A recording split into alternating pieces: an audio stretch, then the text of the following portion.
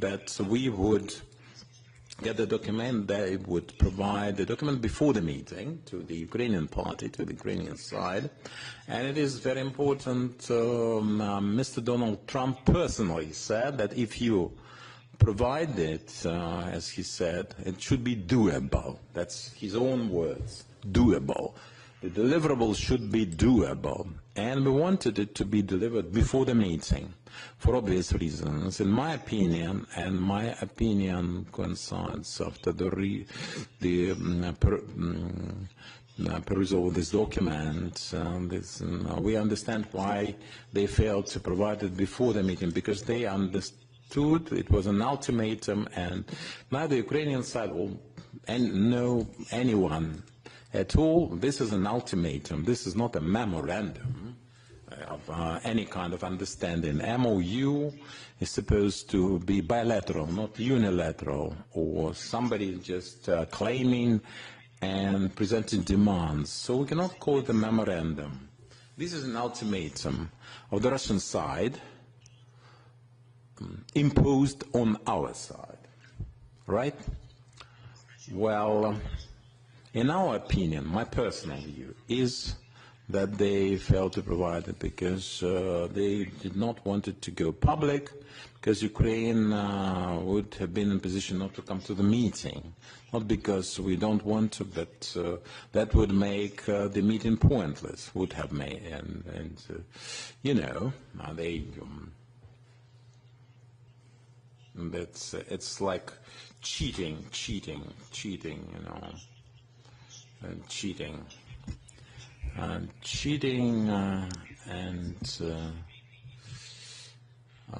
this is con artistry. And in order to demonstrate to the United States of America that this is constructive, their stance is in order to postpone, and that depends on President Trump, to postpone the sanctions or not. All this theater, all of this front to give us 1,000 people, to have Ukraine coming, there's no list. It's not constructive at all, like the first time. Why this ultimatum? Well, let me conclude my thought. If it is about an exchange, we've heard exchanges before. It's about more people. It's numerous, but I think that Istanbul 1 is no different from Istanbul 2, the same ultimatum and the same demands they voiced back then. Now it is on paper. It's in writing. The same thing in writing. So this is not doable by any means. So they're postponing as much as they can the sanctions, because they're afraid of the sanctions in question, and exchanges can be done through leaders, group leads, by phone, and 500, 300, 1,000, 3,000, it can be done. This is technical for the teams involved, regardless, because everyone wants to exchange. They have, perhaps they don't care, but people couldn't care less, but there are some families who would like to bring their loved ones back. This is not any kind of concession. This is not a favor they're doing us. This is the military exchange for the military. That was just a demonstration of diplomacy. Why we keep calling it an ultimatum? I would like to refer you to the language of this document. You had it. Well, number one, it is in Russian. We provided this document in the Ukrainian and the English version. I have the Russian original.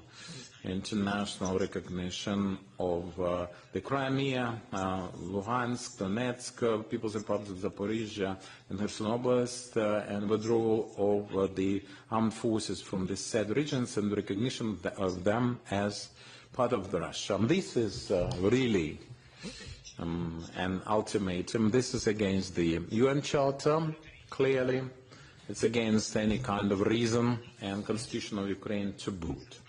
And they are aware of that, and this is the best prize, the biggest prize for Putin for starting the war. This is his reward.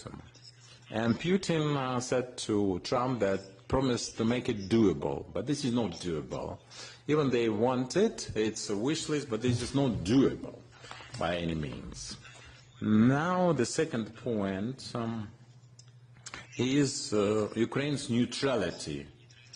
Ukraine's neutrality and its refusal to join any military unions, alliances, coalitions, and prohibition of any kind of military activities of the third countries, the territory, Ukraine, military bases, military infrastructure. So, well, 2014, when Putin and took the Crimean part of the Donbass, the Ukrainian Donbass, and that was the unaligned status affair. This is not doable, and this goes against any kind of logic. They started their invasion when we had the non-aligned status effective.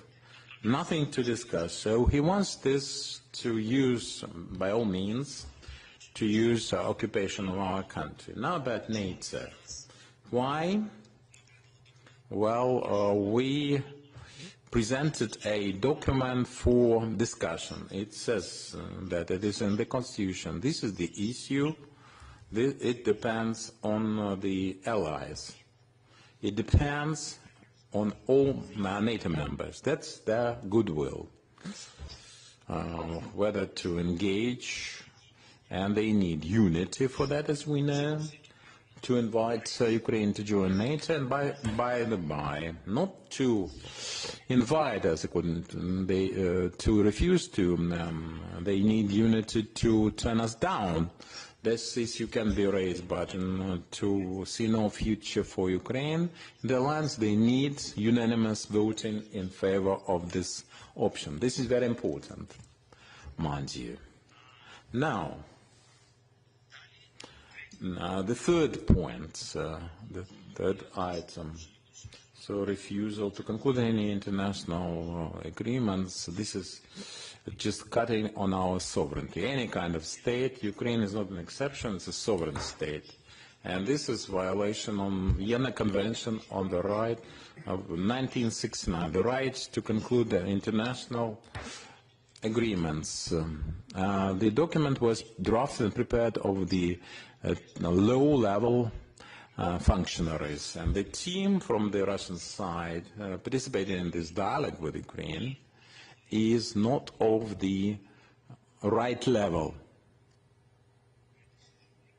They are not just not decision maker. They have no knowledgeability, no expertise as regards the international law and the Ukrainian legislation. There's no expertise enough. It's insufficient. And then again, when they ask us to leave any kind of alliances, I commented on the alliances. Russia, that is now in the collective security organization of states, so the KAB, and they should leave it. And they have some alliances with Iran and North Korea, so it is very strange indeed. It's again an ultimatum. I'm not discussing all the items here. The neutral and nuke-free status of Ukraine, nuclear weapons-free, prohibition of transit, placement, and actual engagement of this weapon. This is spamming. This is spamming. This is just to make believe. This is just a smokescreen for the inexperienced electorate. What kind of nuclear weapons we are talking about? This is political PR, sheer PR. We do not place and do not possess any kind of nukes. And fortunately, in this case, and you know why we don't have, because we actually had in 1994 we became a party to the agreement for non-proliferation of the nukes, and we cannot deal in nukes, and the status is known, that of Ukrainians. They should stop proliferation covering the territory of Belarus with their nukes. But this is clear, this part is clear. Now about the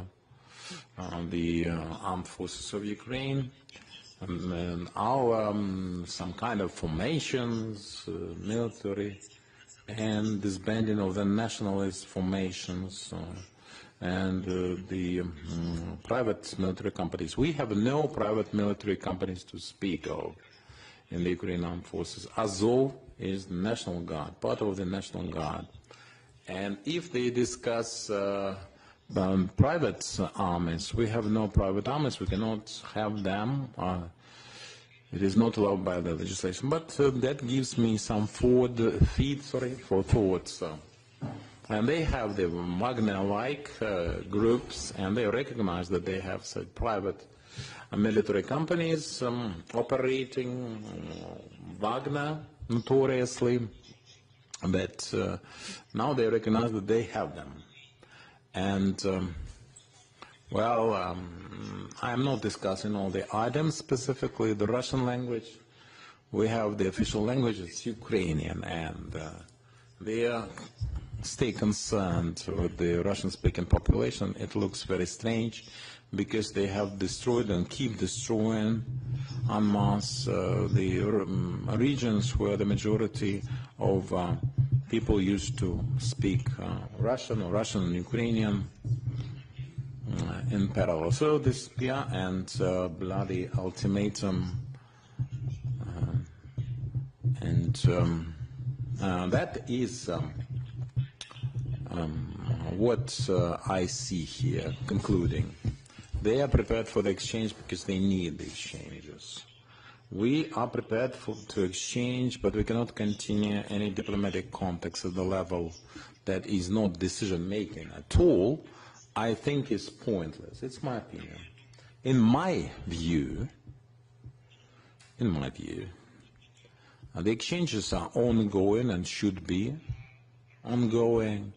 The Russians are not ready to arrange for any ceasefire. They cannot make such decisions. They are not empowered. It's for the leaders to decide. That's how they presented it to us. That's a different level of decision-making. All right. And my proposal is,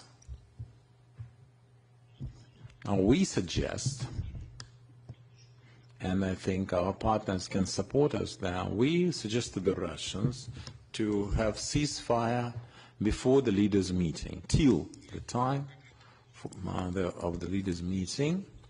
So we are prepared to have this meeting to avoid any kind of speculations and insinuations. It's up to Russians, Istanbul, Vatican, Switzerland, any venue. From Monday on, any day. Why ceasefire till that meeting, a leaders' meeting? Because we'll have a meeting if we don't fail to reach any kind of understanding. There's no desire, will to de-escalate. There's no vision of concluding that. We can do that on the same day and conclude. That's the Russian unilaterally. You do that. We'll leave it to them. If we can continue talks, the dialogue, and are prepared to make the de-escalating steps, well, then we will. Ceasefire with American monitoring, the U.S. Safeguards of mediation. And if they do not want a long ceasefire, we can have a meeting any day, starting from tomorrow, and can have arranged. I'm available for the meeting. 1, 2, or 3 days, the ceasefire they wanted the Easter, the great victory is there on the 9th of May, and they can all arrange for this win-win with the ceasefire. However, alone. President Trump would support it, and President Erdogan would like to have this four sides. Him, Donald Trump, myself, and Putin. We are ready for this meeting any day. Well, that's it from me. Dear colleagues, first about the items covered. So put your questions, but first introduce yourselves. Natalia Kushnib, ABC News. Mr. Zelensky, having read this memorandum, this is an extended version of 2022 without the denazification and demilitarization. There's a notion, but essentially there. So what's the difference between the two versions? I don't see any, almost none. I can see that there are certain changes in the language for the ultimatums in question. And basically the essence, the gist, the spirit are the same. There are some additional spheres, edits where they would like to physically, they wanted to destroy the leadership originally. Now it's about electoral processes, but I don't see any change essentially. Some changes in approaches. Why? There's less this insufficient pressure on the Russian party. Some operations make the rhetoric of the United States more vigorous because they said that we had no cards on our hand. Now it is a bit softer. It's a bit mitigated. I'm being cautious about this. Our team is in the States right now. And the atmosphere has changed. Now, today we expect a big Senate briefing in Senate. Vice Prime Minister Yulia Sviridenko, my head of office, Mr. Yermak, Mr. Boyev, Deputy Minister of Defense, my envoy for sanctions, and the advisor in military matters.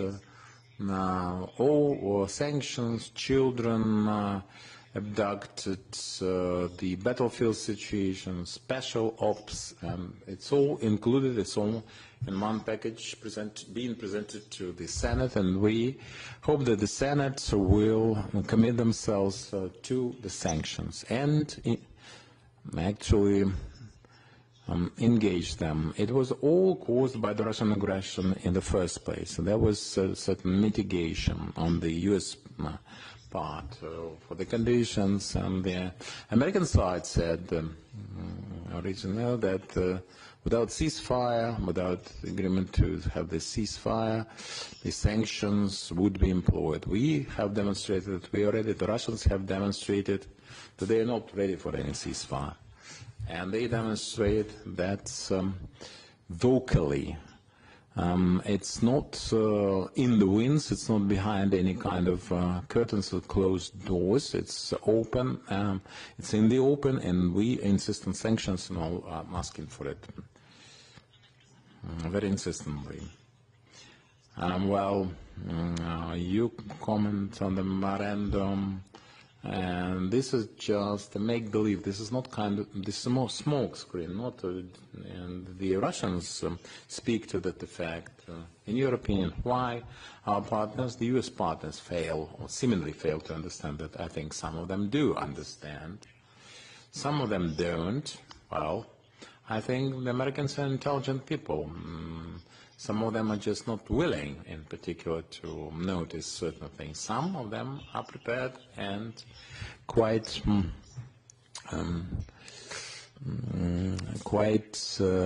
decisive in that realization. For the political compromises, I understand that some people would like to work on a soft pause and not to shut any doors for the opportunities. But Russia is is a house with too many doors. Why should they have so many doors? And Ukrainians, who never attacked anyone, have just one door, a narrow one.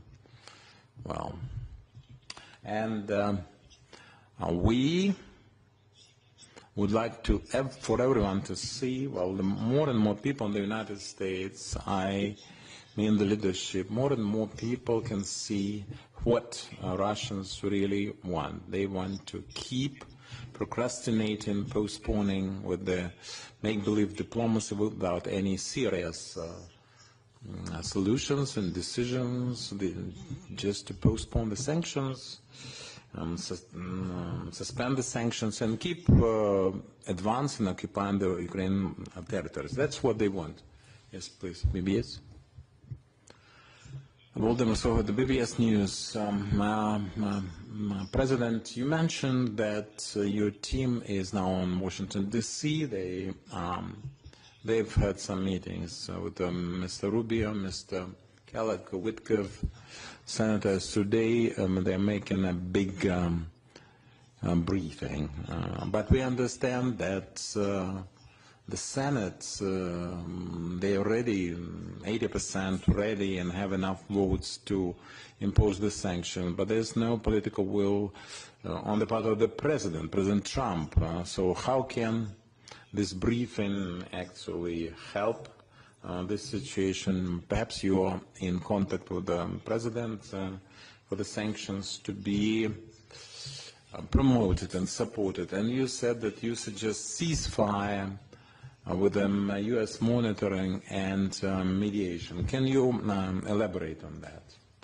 Well, first of all my talks with President Trump are public. One way or another, some of the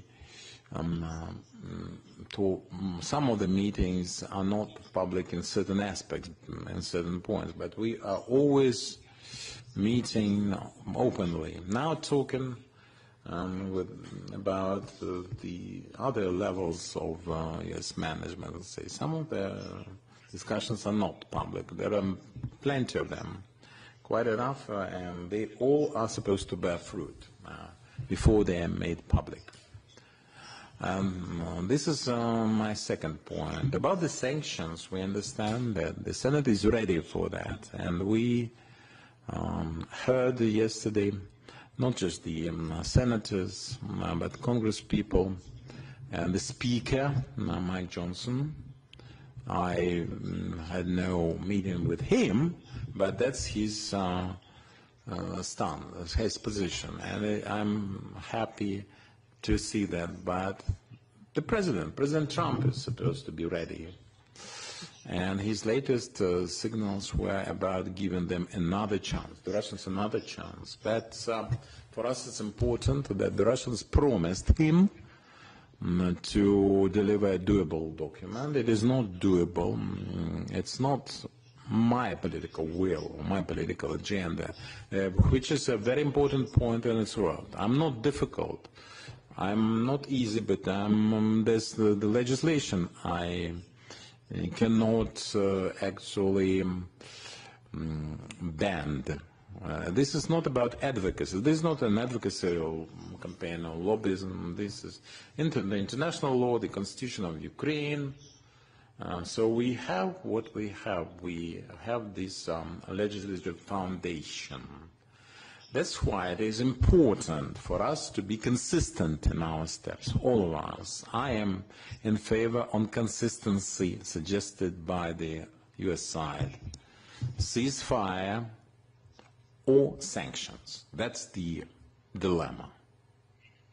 We didn't want any sanctions against us, so we choose ceasefire. The Russians don't care, I suppose. So then, sanctions for them.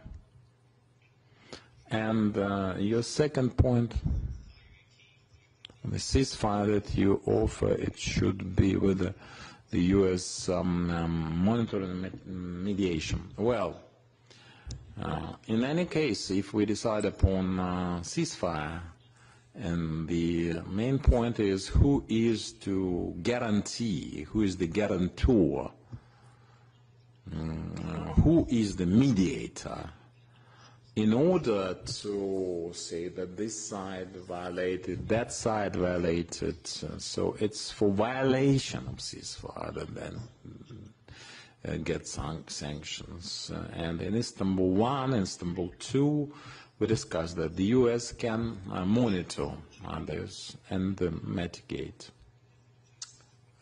through mediation. But this is mediate, basically. But this is a technical issue. I think they would agree.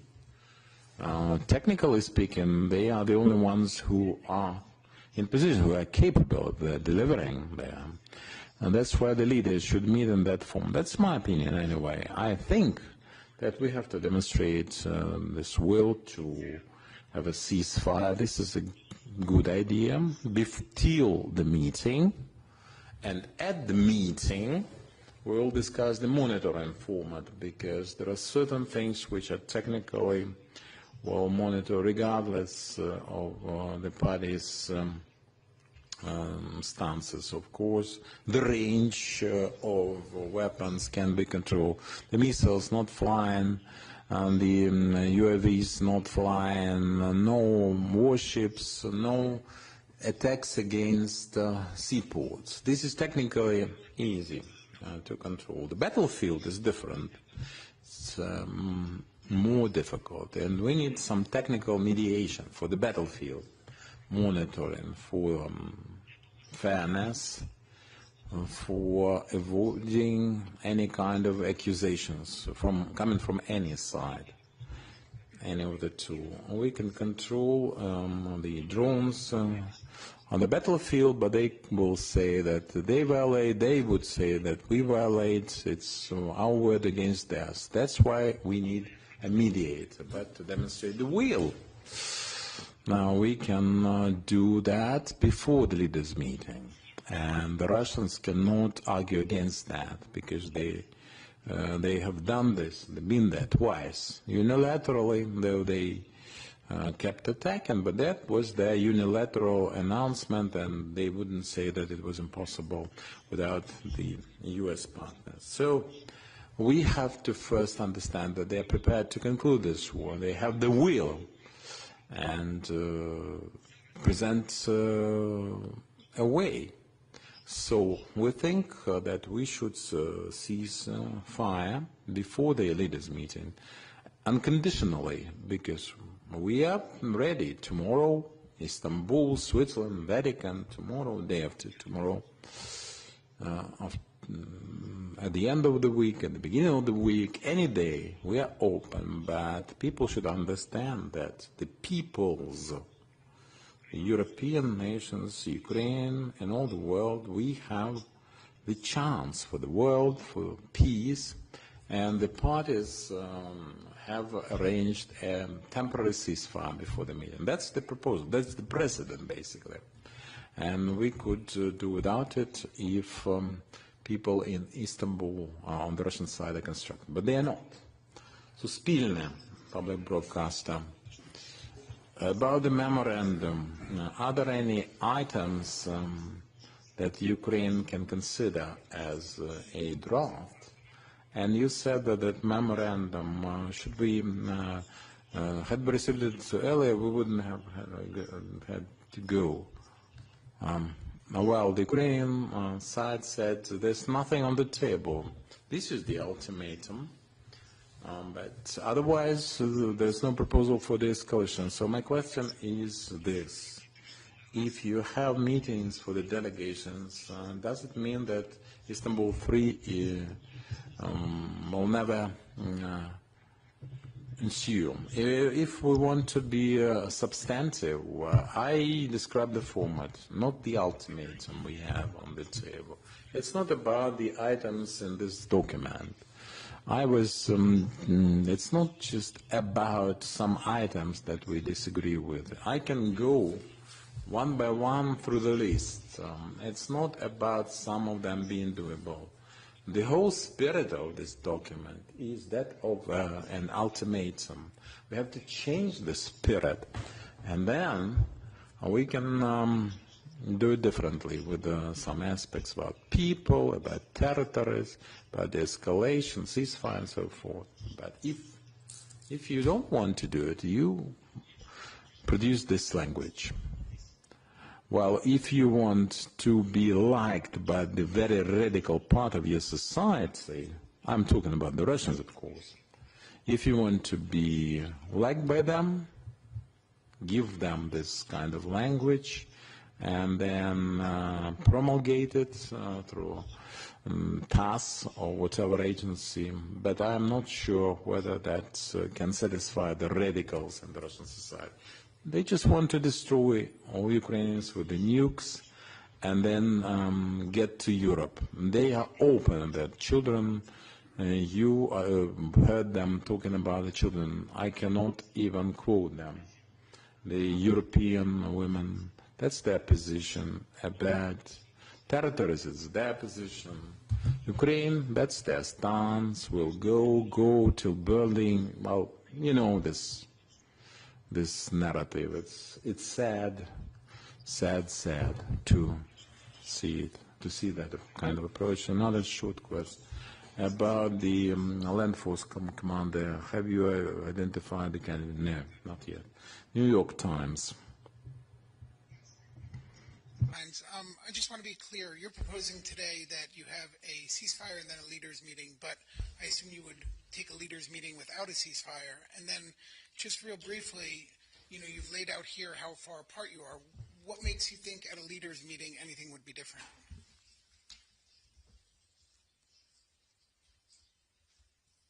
My opinion, if we will have a ceasefire, this short one, before leaders, I think that this is, first of all, this is a mood and spirit of the meeting will be that we are speaking about peace or we're beginning from the war. This is the first. This is about the escalation. The second point, if leaders are coming, if leaders have meeting, all of us want, I think, to have some successful their nations. Any kind of success, big or small, but in any way it will be a step forward to peace. If we can decide lasting or a long ceasefire until we will make the document, which will not be ultimatum, will be document, this is good. It's not, something what we dream each day, yes, about, but it's a big step to peace. Very big step to peace. The second point, if we speak about humanitarian issues, if we speak about children, how to get back thousands of children, it's not about day, week, month. I don't know how long it will be. Really, it's a pity. But some children can be adults. I'm sorry, but I want to underline this. So that's why, as early as we can start this discussion and find mechanism how to get back children, yes, as early as possible, we have to do it. That's why I think if on the level of leaders you have political decision of ceasefire, then prepare technical groups for prepare the document which will bring us to the end of the war. Then children, then exchange all to all. If on the level of leaders we will say all to all, so this is the last chance.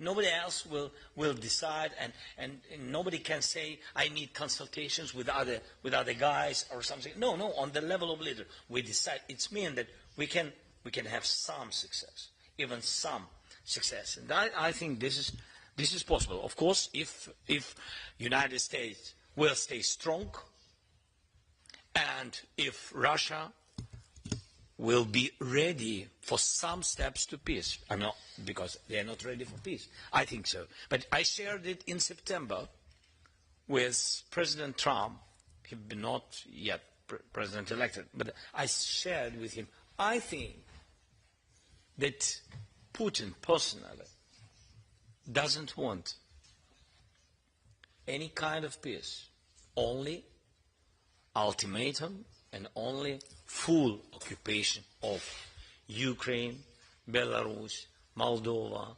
Latvia, Litva, Estonia, Kazakhstan. I think Kazakhstan can be earlier. Sorry for the word can be. I mean, this, God bless, nothing will be with their sovereignty. But I think that he's moving this way, and also Poland, and also I spoke with for example, the new president of Romania. I said to him, so what does it mean, occupation of Ukraine? Everybody understands that it's occupation of Moldova. Immediately they stay on the borders with Romania. Immediately. I mean, so it will be very quick. So that's it. That's what he wants. That's why we don't need to wait from Putin, especially from his person. We don't need to wait the time when he will be ready for the peace. And from him, we can't wait for his initiative moving to peace. We just have to pressure on him, and maybe we will get peace. And we are very close to this with sanctions and etc. But we need unity in Egypt and joint position. Just to be clear, so could there be a leaders' meeting without a ceasefire, or in your mind, or that would be not really serve a purpose? Could you still have a leaders' meeting without the ceasefire? Yes, it can be. It can be. Yes, again, so we are. I don't want